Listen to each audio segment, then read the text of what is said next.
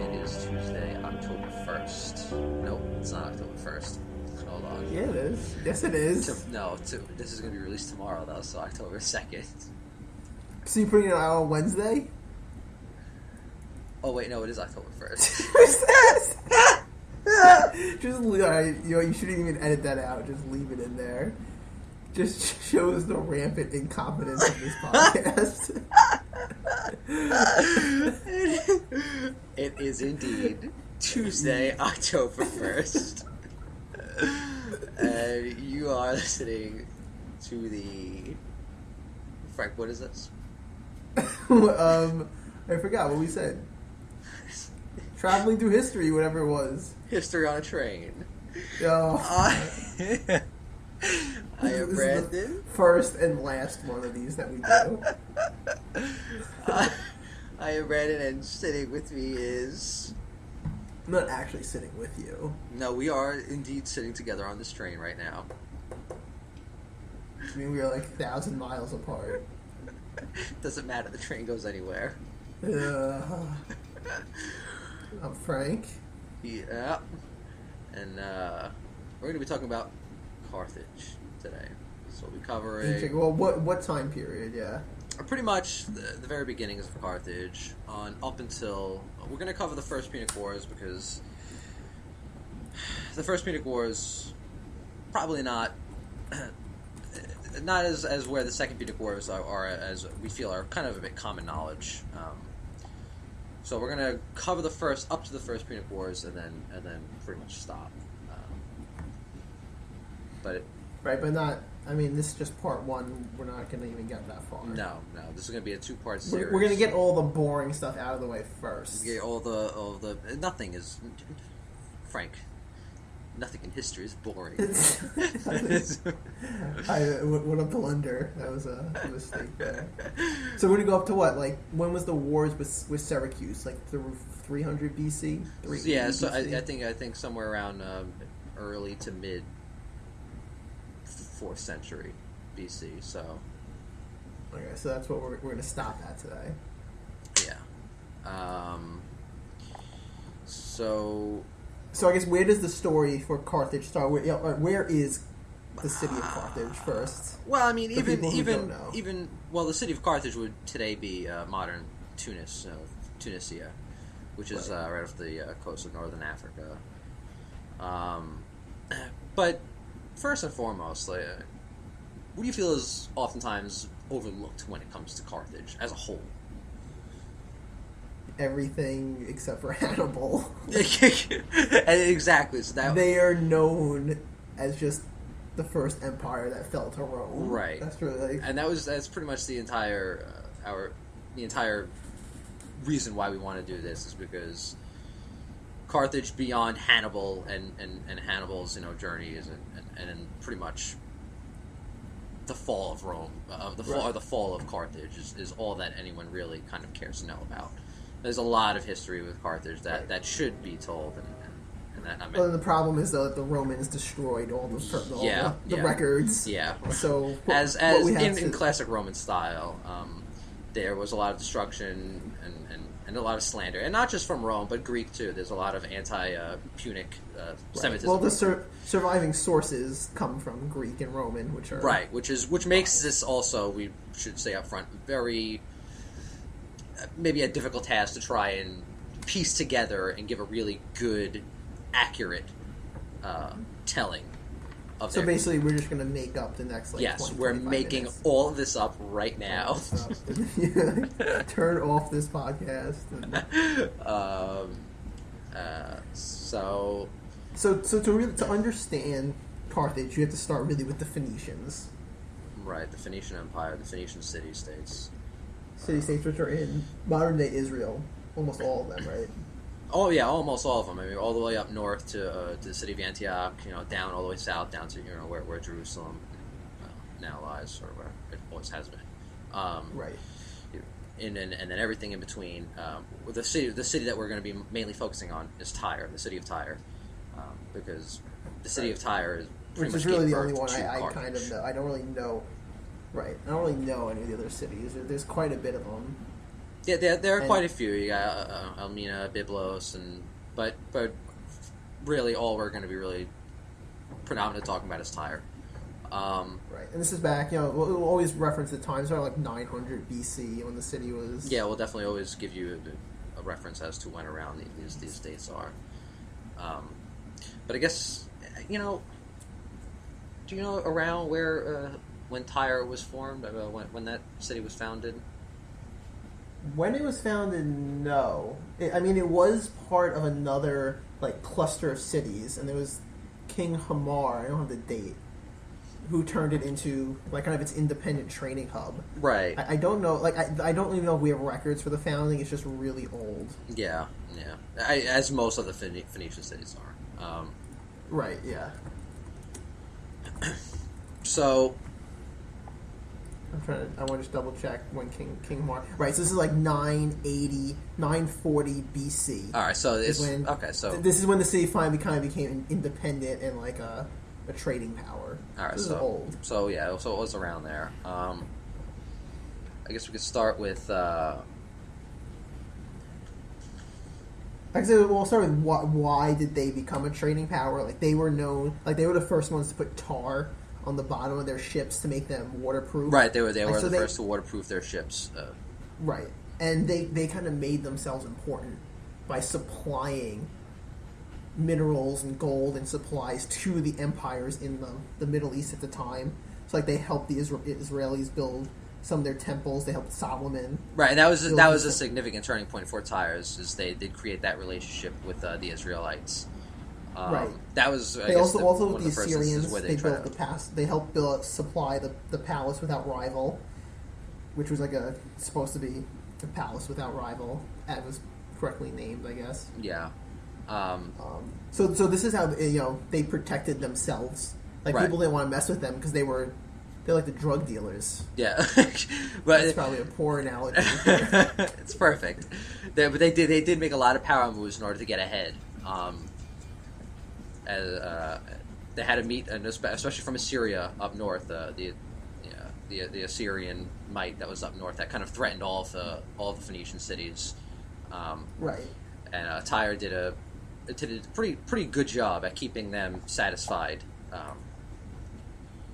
Right, and this role of satisfying all the minerals, the gold, the silver, pushed them to explore westward out into the Mediterranean in search of trading partners, in search of land. Right. So this is why this is important for Carthage, which is way out by Sicily in North Africa. Exactly. This is how they'll eventually get out there. Right. Exactly. So under pressure from Assyrian demand, they were forced to go out west to the western Mediterranean, which is where Carthage was founded. Now Carthage was founded somewhere around, I believe. See, there's so many varying accounts. Right, but I believe it was somewhere in the late 900 BC or late or early 800 BC, I believe. Right, and it was just wasn't just a trading post at the time, right? It wasn't really a city. Right, although it is most likely that Carthage was established as a colonial setting rather than just a trading post. Like many of the other places, especially on the southern coast of Spain, where they had all those trading posts, a lot of and especially on Cyprus, a lot of these places where settlements were strictly trading posts. But Carthage was most likely established as particularly as a colonial setting. Right, and we should mention they did reach, modern day Spain and Portugal. And yes, yeah, I mean. This was, and they funneled all the resources back to Tyre. Right, they can completely control the trading network of the Mediterranean. And the Greeks in the 7th century BC did, reach Spain, and we'll just call it Spain. What was it called at the time? At the time, it was Iberia. The Iberia Peninsula. Right. I don't know who was actually there. I don't think it was. No, it was just local groups. It wasn't really. Yeah, they were local tribes, and there are actually stories of Roman stories of telling once again, Rome trying to slander Carthage, as well as the Greeks trying to slander them. There are tellings of how the Carthage also went into to Spain and kind of ruthlessly drove out the local tribes of Spain. But it's hard to tell how historically accurate they are. Right. Well, yeah. So for like a couple hundred years, Tyre was like the go-to place. They were independent, and then around 730 BC is when Assyria, just conquers the city. Assyria, pretty much out of the blue, they broke their I believe, I don't know if again, pronunciation of some of these names might not be all that this great. This podcast deals in historical facts. Yes, historic. So what you speak, be careful. It might become fact. Yeah, in the early 730 BC, the Assyrian king Tiglath-Pileser the Third. He has an especially difficult name. Yeah, it doesn't really work in the English language how it's spelled. I don't. Yeah, I'm looking at it right now. Yeah, I'm not. You're a brave soul for trying. Yeah, I tried, but he pretty much attacked many of the Phoenician city-states, including Tyre, and so Tyre, as well as most of the other Phoenician city-states, were now under Assyrian control. I mean, Assyria was destined to go all the way down to Egypt, so they had to take this area anyway. Yeah, and that wasn't actually the actual end. No, because they just demanded tribute. Right, and this was the point where they demanded a much more tribute, and they saw a lot of direct control over Tyrian operations, the trading operations. Around at this time. Right. Also, at this after this, this led to revolts in Tyre, and eventually the Tyrian monarch Luli fled to Cyprus in exile, and then eventually a new treaty was signed. Assyria and Assyria took control. Right, and it wasn't until I have 670 BC where there were strict restrictions put on the city. So for 60 years they were fine under Assyria. Right. And then Assyria started clamping down. Yeah, and then a new treaty was signed, and then that was kind of when really they lost control of most. It was in 573 BC they signed a peace treaty with the Babylonian king. Here we go again. Nebuchadnezzar. Oh, Nebuchadnezzar. Come on. Oh, right, Nebuchadnezzar. Think of the Matrix. Yeah. Just like any good historian would quote. Yeah, so Nebuchadnezzar. And that... Yeah, at this point... That was really the point of which... That was disastrous for the Phoenician trading... for Phoenician economy, their trading networks, and also a lot of trading stations, especially on the southern Iberian coast of the southern Spain coast of Spain. There were a lot of trading stations established on that coastline just for the trade routes leading to and from Tyre, and all of them pretty much abandoned after this happened. And but this was the point where Carthage was able to really step in. Become autonomous. Pretty much become the economical superpower of the Mediterranean. And they were pretty much unscathed by. They seemed to be unaffected by this because their focus was mainly on their north and south trading routes with the Aegean regions, right, and into Greece. And this was really their opportunity to really step forward and take control. Right, but it's important to know kind of the roots in the Phoenician cities because a lot of the customs... they carried over to Carthage. Right, I think we actually didn't mention Melkart. No, we did not mention Melkart. We should probably, before we close the book here on the Phoenicians. Yeah. So this is a point where... Which king was this? Who made Melkart? Don't remember. Uh, Probably not important, really, in the grand scheme of this god's history.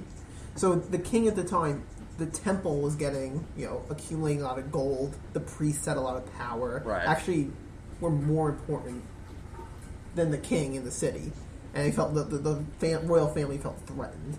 Right. So they go in and they make this new god Melkart, which is this king of the city. Right. And basically tied the king and the god. Right. And Melkart was he gave the king a lot of power. Mm-hmm. They also got the idea or the source of Melkart most likely came from the Byblos god in the city of Byblos that is just north of Tyre, which the Bolat Gubal, which is the Lady of Byblos. It's same principles, very very similar in nature. Right, and it just basically made the king kind of. I mean, I wouldn't say it was the king divine at that point. He was right. He was the head of the temple. He was in charge of the temple. Yeah, I'm not sure if divine per se, but I mean, that was pretty much the goal of that god to make his word much to give him much more power.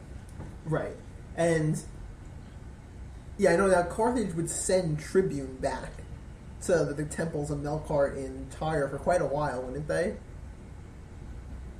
I remember they would send, like we'll get to this later, when they were being sieged by Syracuse, they sent an offering back to the temples in Tyre. Did they? I would yeah. So that's pretty interesting.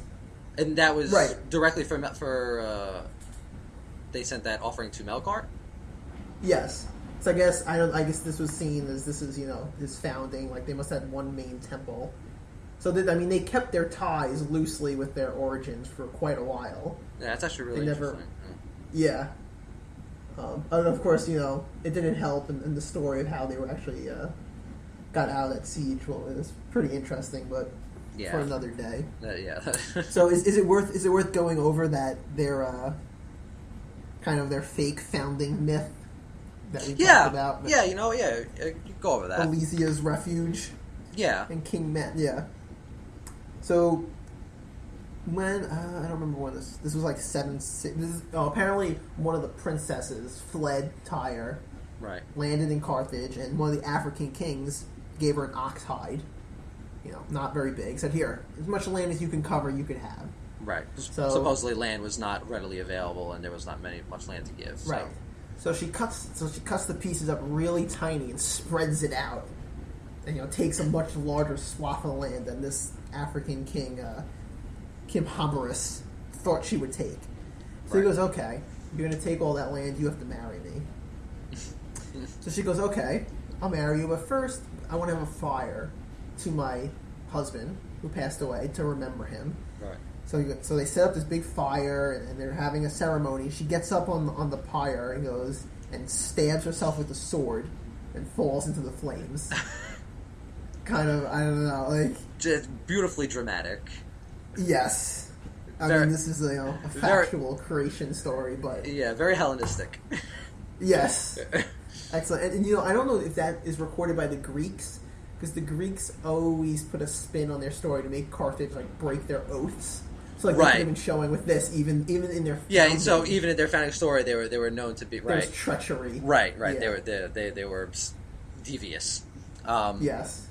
So, I'm not too sure, honestly.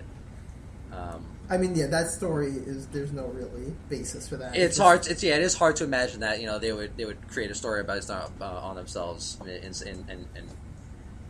in such a manner, Right. I don't know if that's how you'd want your foundings, the story of your city's founding to be. Right, so at this point, the city grew rapidly. They had 30,000 people within a few years. They continued to trade with Egypt, which, Tyre wasn't allowed to because the Assyrians and Egypt didn't get along. Right. So Carthage kind of got out of that loophole, was able to trade with Egypt, and it was Sardinia, they became heavily involved. Heavily involved in Sardinia. Lots of trade going to in and out of Sardinia. And this is... at this point, you're getting. They weren't really an empire. I mean, they had ruling families in the city. They had an army which kind of just reported back, but didn't really under their control. They were really growing in influence because of the trade. Right, but I guess they were a trade empire. I guess we could ask a question as I mean, what does it really mean to be a superpower? What does that really mean? I mean, at this point in history, it was all military. I mean, the trade. Right. Yeah. I mean, I don't know. I guess when we think of superpower, we think of military might. Is what we first think of, especially at this time. When you have the rising of Rome, and you have the rising of all these great empires who took what they want by force, by military might. But then here you have Carthage, who got where they needed, who got what they want through trade. Right, but then when push comes to shove, with their wars in Sicily, they're very weak. They come off as a very weak, group. When the war actually comes, maybe in military force at first, but would you say that military might is really what defines a superpower? Well, I mean, at this time, any empire lives and dies by the sword. I mean, yes, Carthage had great influence in northern Africa and over these territories, but I don't know. It's a good question, but I mean, would you say that Carthage was at any point a superpower? Because I mean, they did rival Rome. Well, I know that term. I think really only applies to more modern. Yeah, sure. Countries. I don't think back then anyone really was.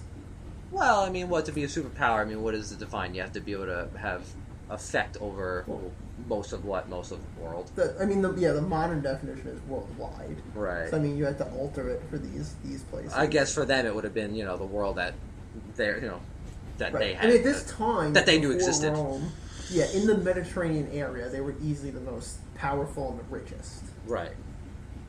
So I guess you could say they were the Mediterranean superpower. Right. I think even before, I mean, they were much more powerful than Rome was, though. I mean, at this point, I mean, what is this? Right, yeah, because Rome was just like a city. It was one single city. Yeah, well, I mean, around 600 they started to really gain track, but I think still, even at around, by around 700, they had more wealth than Rome. Yeah. So, I mean, another significant thing about them, I guess we'll get to their, I don't have enough right now with their government reforms. They had the 3 chambers, the one where like every citizen can voice their opinion. Did you read about this? I feel like I might have missed that. That's right. a no. Right. I mean, they had different chambers where it was like the elite could rule, like the military or talk to the elite, and like people could voice their opinions in one chamber. It was really ignored, but sometimes they'd listen to it. And I don't remember what the third governing body was. Which I think that was very unique to them at the time, which probably in a time where that's further along. We're not really up to that yet. No. But I mean, so one of the things they were slandered for was their offering sacrifices. Right. Now the sacrificing, highly debated, highly contested area. Now, this doesn't start with Carthage. This goes all the way back to the Phoenician cities. Right. We know sacrifice. Is that debated? We know it happened there. We know for a fact that ritual sacrifice did happen in Phoenicia, in the Phoenician cities. So it's not too crazy to think they brought that over. Yeah, no, it's definitely, and I think to a degree that we can probably say that it did as well happen in Carthage as well. But it was only really during times of extreme circumstances, like when the city was being sieged, and they would offer up children of actually the wealthy and the political elite would offer their children up to the gods. Right. There were a few tellings of some of the kings, but right. But you also said before that it was as it goes, they would sometimes sell Yeah, well, that's one of the most devious practices. Yeah, Right. I think this was the Phoenicians did this. Was it the Phoenicians? They would, yeah. If you were picked, like, oh, you can sacrifice your daughter, they would go and buy, from a poor person on the streets, a homeless person. They would buy the daughter, right, and offer her up as their daughter. And if the mother that sold their child were to mourn or cry, for would basically forfeit their payment. They wouldn't receive payment, yes. Which was equally. That is brutal. Pretty dastardly, yeah. It's yeah. Brutal.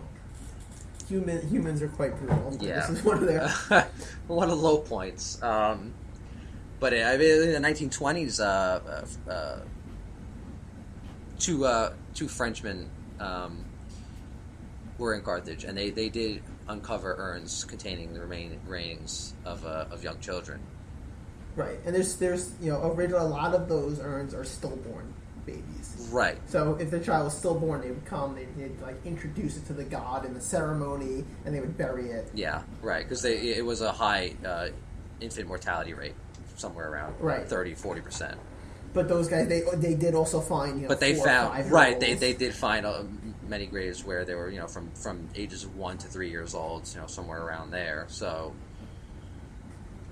yeah, the Greeks slandered them for this. Yeah, the Greeks, the Romans. Kind of justified, well, these guys are complete barbarians. Fuels their ego because they didn't do this, but it did happen. Yeah, and if it weren't for a lot of discoveries, you could just push it aside and just label it as just slander and anti-Punic rhetoric.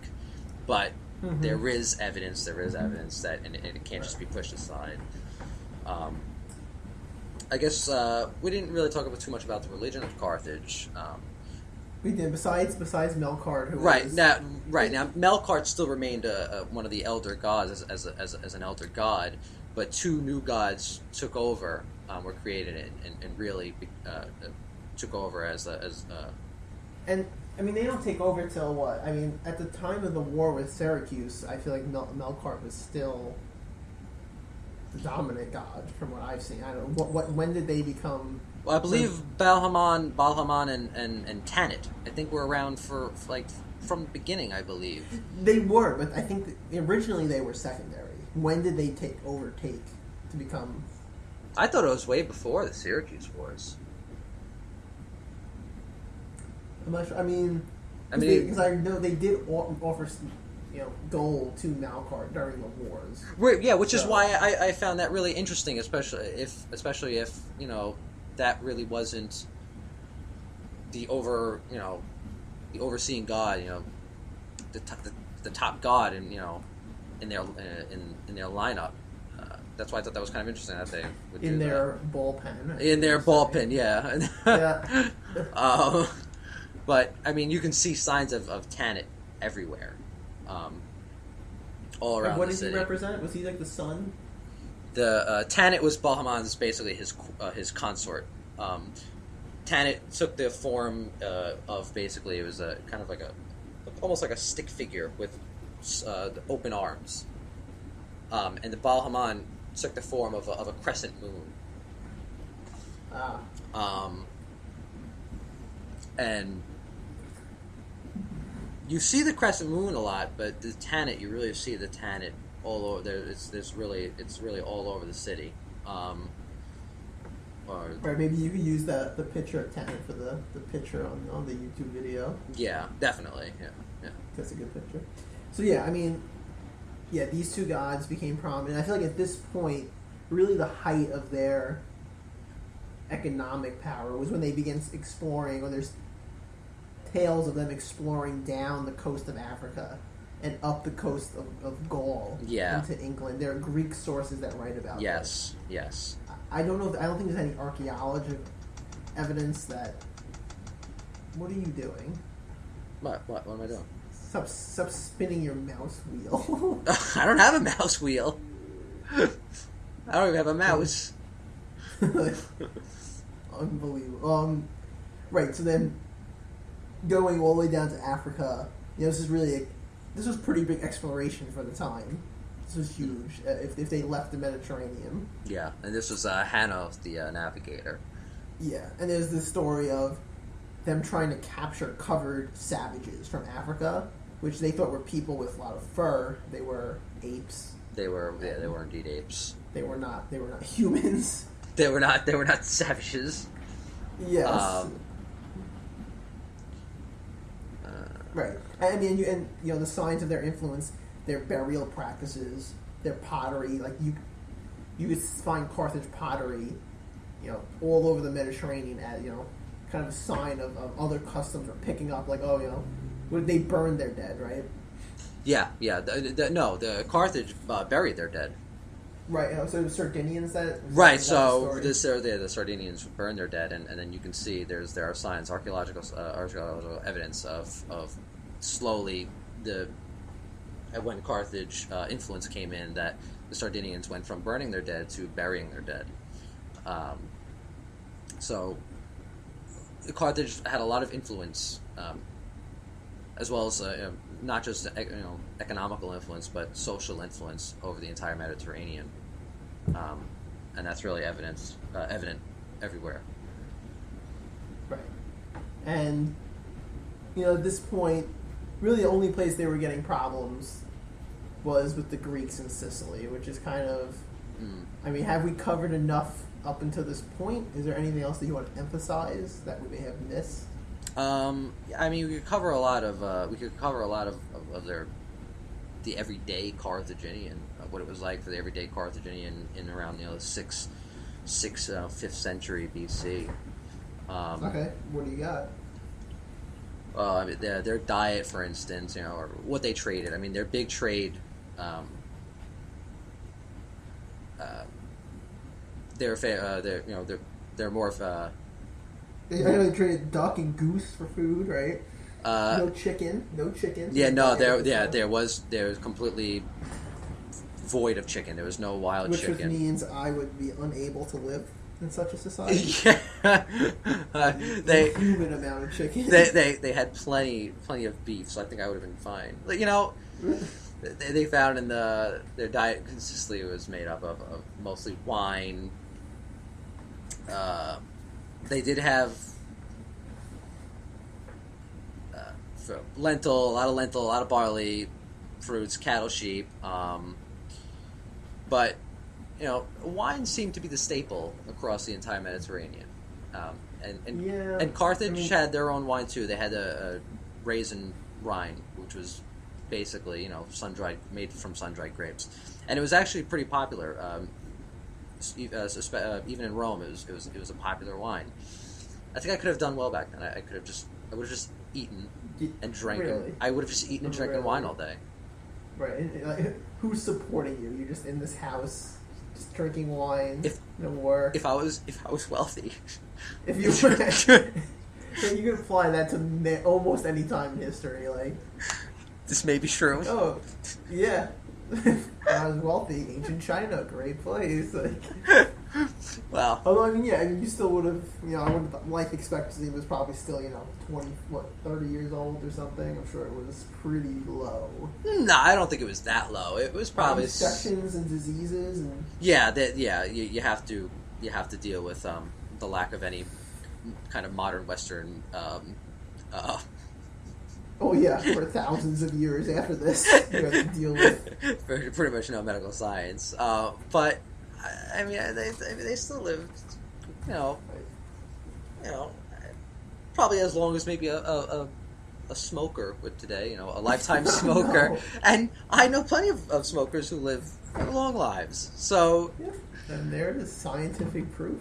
The Carthaginians lived long, healthy lives, just like smokers.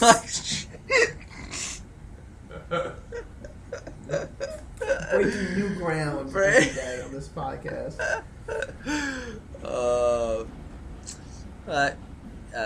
Yeah. Also, I think the only thing I read about you will be silent. I will share. The only thing I think was really interesting about their lives that they lived was the plumbing. So they actually had, because the ancient Greeks had the bathrooms in the kitchen because it was just, all the water went to one room. It was very easy for them to do. Like Right, the drain was all in one room. Very simple, yeah. Whereas the Carthaginians separated that, so Yeah. you actually had, Carthage had they had a real true plumbing system. They had clean water coming out and dirty water going out. They have a very modern, almost to say, plumbing system. Very impressive. They had buildings, 6-story tall buildings.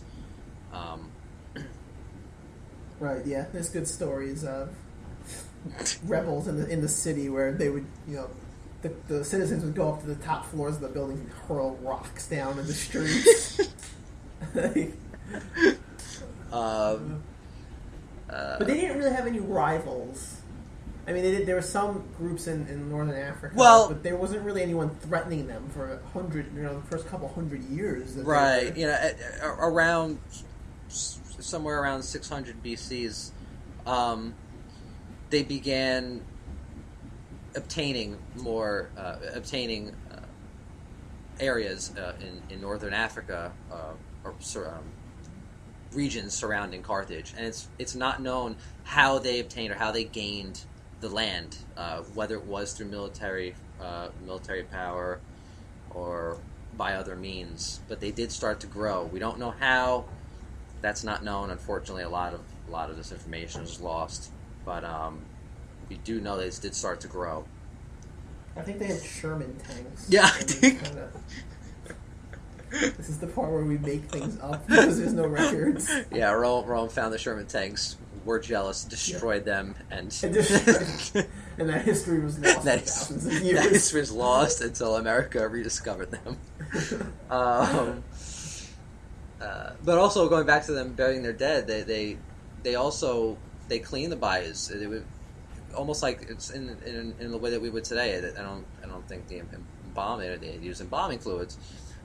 But they did clean and prepare the dead bodies. They would also apply makeup to the dead bodies as well for burial. Their beliefs were most likely that they believed in the afterlife there were two spirits. One spirit stayed in the grave, which is why they would bury them with household objects like lamps and bowls right. And things of that nature, mirrors. And then there was the other body that would live in the spirit world. Right, you think they get sick of I have this one bowl. It's like I got this one bowl forever. I got this one bowl to put nothing in it but dirt. Yeah. But around the mid 600 BC, I guess we should also mention that Carthage, in the beginning, they did most of their food and most of their food products were imported. They imported a lot. Right. They imported everything, but by 600 BC, or even by around late 700 BC, we could see that they really started their agricultural systems really started to improve and really started to advance. And they were, what was his name? Mago. Mago was the father of farming, if you will, was an agricultural expert. And very, very important figure in Carthaginian history. His work was saved, among very few other works. Was one of the things that were saved by Roman and Greek and were translated. His work was translated into Latin. So it was stolen.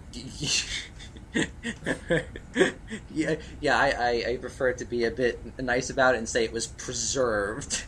Preserved for all humanity. Yeah, and the Romans took a lot of what he taught.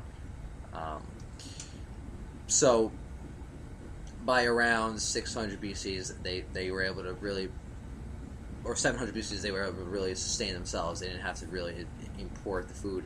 And then by around the mid 600 BCs, they became really a major player in the manufacturing side of things. They manufactured pottery, the purple dyes, which Phoenicia was famous for, those dark, those deep, which were demanded all over, especially in Greece. Right, yeah, and the purple dye that goes all the way back to Tyre. Back in Phoenicia, they were made from mollusks. they leave the mollusks. They actually found, especially in Carthage, or in Tyre, I should say, archaeological evidence of just tons of mollusks. Tons of mollusks just outside of the city because the stench would be so bad from the dead mollusks. Right. It was all produced. Their production was outside the city. Right. Yeah, and including and in Carthage as well. Their manufacturing was just outside the city walls, and that's where they had potters. They had pottery, metal workers. They did very well in making small terracotta works, like figurines, like small terracotta figurines, jewelry, very delicate carving, ivory carvings. So this is when they really started to export, and they became a huge player in manufacturing as well. Right. See, now if you were alive back then, that's what you would be doing. You'd be playing with the mollusks all day. Completely useless. They would try to put me into pottery, get me doing something, and I would just break everything. Yeah. Eventually, they would just be like, "Here, just break the mollusk shells off these things." They'd finally find the one thing I would do well at.